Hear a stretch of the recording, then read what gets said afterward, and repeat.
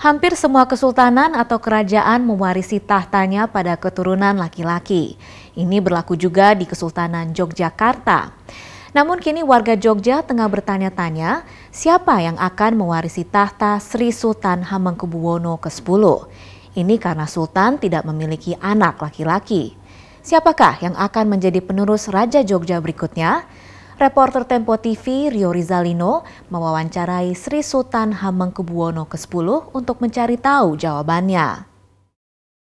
Saat ini ada semacam pertanyaan di masyarakat Yogyakarta mengenai penerus tahta kesultanan selanjutnya. Karena saat ini Sultan tidak memiliki anak laki-laki. Ini bagaimana kira-kira suksesi ataupun penerus tahta kesultanan berikutnya? Lah sebenarnya masyarakat nggak usah bingung. Ya maunya apa gitu loh. Maunya tetap laki-laki, saudara saya kan banyak. Ya nanti itu keputusan dalam musyawarah keluarga yang akan kita putuskan untuk dibangun akuntabilitas gitu. Saya tidak bisa mengatakan sekarang, tapi nggak usah bingung, yang laki-laki juga banyak kok. Kalau mau laki-laki kan gitu. Kenapa harus bingung gitu. Apakah dimungkinkan Yogyakarta nantinya akan dipimpin oleh seorang perempuan yang akan menjadi ratunya Yogyakarta? Ya saya nggak tahu, nanti tuntutan perkembangannya seperti apa. Kan tergantung juga keluarga juga. Kalau Anda sendiri apakah sudah menyiapkan satu orang atau satu nama untuk menggantikan Anda nantinya? Enggak, saya belum menyiapkan. Nanti enggak, karena masyarakat kita ini belum bisa berpikir positif ya. Nanti kita persiapkan, nanti, wah orang itu bagus tetapi, ini tetapinya panjang. Kita ini belum fair gitu loh ya. Kalau bagus ya bagus. Tapi kita masih bicara orang itu bagus tetapi ini tetapinya panjang sekali. Gitu. Akhirnya sama saja juga jelek. Jadi karena kita belum bisa berpikir yang positif ya. Jadi segala sesuatu mestinya proses kaderisasi itu harus jalan. Tapi proses kaderisasi itu justru hanya jadi polemik. Bukan sesuatu yang positif yang ada pada pikiran setiap orang. Gitu. Tidak hanya suksesi di keraton lah, suksesi apapun di partai politik atau di apapun kan mesti jadi pergunjingan gitu loh. Bukan mesti di segala sesuatu dicari kelemahannya gitu. Ya orang kok yang namanya orang kan kelemahan punya gitu. Makanya tadi saya mengatakan orang itu bagus tetapi, nah, selalu begitu. Nggak pernah mengatakan Pak Sultan orang itu bagus titik, nggak pernah. Sebetulnya banyak pilihan Mas, ya banyak pilihan dalam arti saudara saya bisa, ya atau saya nikah lagi untuk bisa dapat anak laki-laki juga bisa. Tapi bagi saya belum tentu dan kemungkinan tidak akan saya lakukan itu, ya kan? Karena saya tidak mau melukai anak-anak saya. Itu aja masalahnya.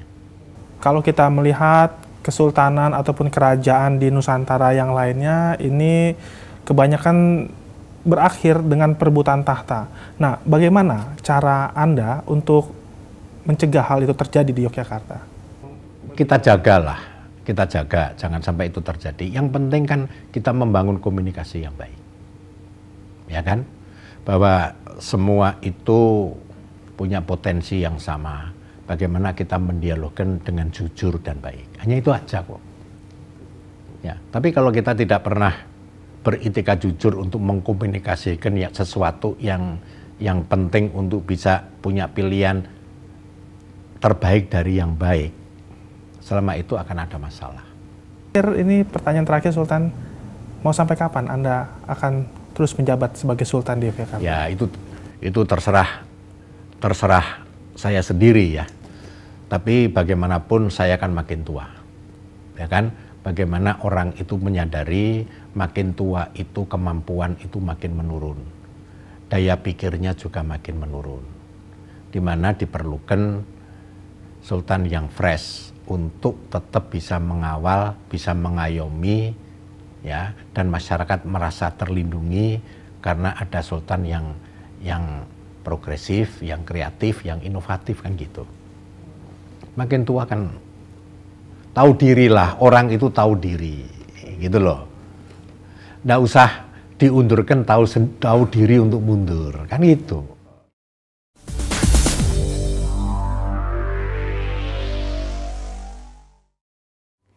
Indonesia tercatat menjadi satu-satunya negara dengan pertumbuhan daerah otonom terbanyak selama 10 tahun terakhir. Kementerian Dalam Negeri mencatat saat ini ada lebih dari 500 daerah otonom yang tersebar di penjuru tanah air. Maraknya pemekaran daerah semestinya diiringi dengan kesejahteraan masyarakat. Namun nyatanya hampir 80% daerah otonomi baru hingga kini masih bergantung pada pemerintah pusat, bahkan terancam sebagai daerah gagal. Bagaimana menyikapi masifnya usulan pembentukan daerah otonomi ini? Simak wawancara kami dengan Direktur Eksekutif Komite Pemantauan Pelaksanaan Otonomi Daerah, Robert Andy Jaweng, berikut ini.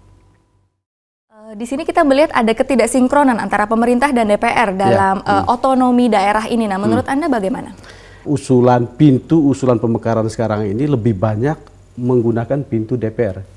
Karena daerah ini tahu, mereka cerdas kalau menggunakan pintu pemerintah, pintu DPOD, pintu Depdagri. Pasti akan tertutup, pemerintah pasti tertutup, tidak akan dan di situ akan diuji benar, diuji benar. Tapi kalau melalui pintu DPR, maka di situ kan bukan soal apakah dia layak atau tidak hitungannya, tetapi apakah tekanan masanya banyak, apakah juga harus dikatakan secara tegas bahwa apakah uangnya juga banyak yang bermain di sana, apakah kemudian calon-calon daerah otonom baru itu memang potensial dalam hitungan politik mereka sebagai daerah basis pemilihan, kemudian menjadi daerah distribusi kader politik di partai dan sebagainya. Memang ya DPR ya memang dia institusi politik dan wajar saja mereka berpikir secara politis. Ya, tapi bagaimana mengakomodasi aspirasi begitu dari masyarakat yang memang ingin memekarkan diri, mungkin mereka merasa tidak puas begitu jika disatukan dengan daerah induknya. Nah, ini bagaimana pemerintah menyikapinya seharusnya? Kita memang tidak menutup keran pemekaran benar-benar tertutup ya. Artinya ada beberapa usulan juga yang memang kita anggap itu potensial. Dan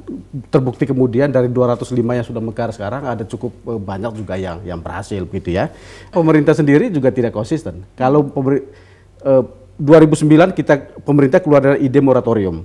Tetapi setahun kemudian keluar Desartada, desain besar penataan daerah yang kemudian membuat skenario sampai 2010 sampai 2025 akan ada 44 provinsi di Indonesia. Artinya kan setahun saja umurnya moratorium ini, kemudian pemerintah sendiri yang menegasikan itu. Jadi menurut saya kalau Mendagrinya cepat masuk angin, Mendagrinya kemudian tidak konsisten dan cepat melunak terhadap tekanan-tekanan DPR, ini ditunggu oleh DPR gitu.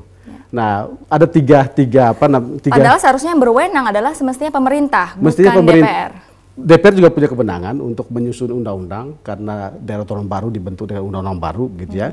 Tetapi pintu usulan itu mestinya di pemerintah. Pemerintah lah yang akan men-screening, memfilter begitu mana saja yang layak, mana yang tidak. Jadi bukan karena tekanan dari masyarakat di sana begitu. Tapi kan pintarnya pemerintah adalah dia tidak membuka pintu pemekaran. Kemudian DPR yang didorong untuk membuka pintu itu dan jadilah kemudian masyarakat rame-rame ke sana. Dan itu yang terjadi sekarang. Ya, Pak Robert, terkait dengan 5 daerah yang memang akhirnya akan dimekarkan ini. Nah, ini kan kabarnya hanya sebagian yang siap begitu. Nah, ini apa dampaknya buat yang daerah yang tidak siap nantinya? Ya, kalau memang kita bisa menyampaikan ke masyarakat bahwa yang 5 ini yang mekar tapi tidak siap ini akan gagal misalnya.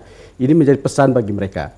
Pesan bagi para calon daerah otonom baru, baik yang di 19 tadi maupun yang 183 yang masih dalam daftar antrian itu untuk melihat bahwa memang ya pemekaran bukan jalan yang gampang. Gitu. Dan pemerintah harus tegas, menurut saya gini Mbak, tegas dalam soal pemekaran, tapi tegas juga ketika sudah mekar. Tegas sudah mekar adalah tegas ketika sudah ditemukan daerah-daerah yang memang gagal. Kalau daerah ini memang sudah ditemukan gagal, pemerintah punya sikap tegas untuk menghapus daerah-daerah. Ini pesan yang penting bagi daerah bahwa kita tidak asal mekar. Kalau kita gagal dalam berkinerja, gagal dalam mewujudkan kesejahteraan publik, bahwa bukan tidak mungkin kita akan digabungkan. Jadi kalau pemerintah tidak sampai sekarang dari 205 itu tidak satu pun yang digabungkan pemerintah, sehingga daerah kemudian merasa bahwa kita berkinerja baik atau tidak, kita berhasil atau tidak, itu toh juga tidak akan pernah digabungkan. Pemerintah kan tidak pernah menggabungkan. Jadi memang ini pesan yang buruk bagi daerah untuk terus-menerus memproduksi pemekaran. Jadi perlu ada evaluasi juga. Perlu ada evaluasi dan hasil evaluasi itu harus ditindaklanjuti dengan sikap tegas Presiden terutama untuk menghapuskan daerah-daerah yang memang dari evaluasi pemerintah sendiri sudah dianggap gagal.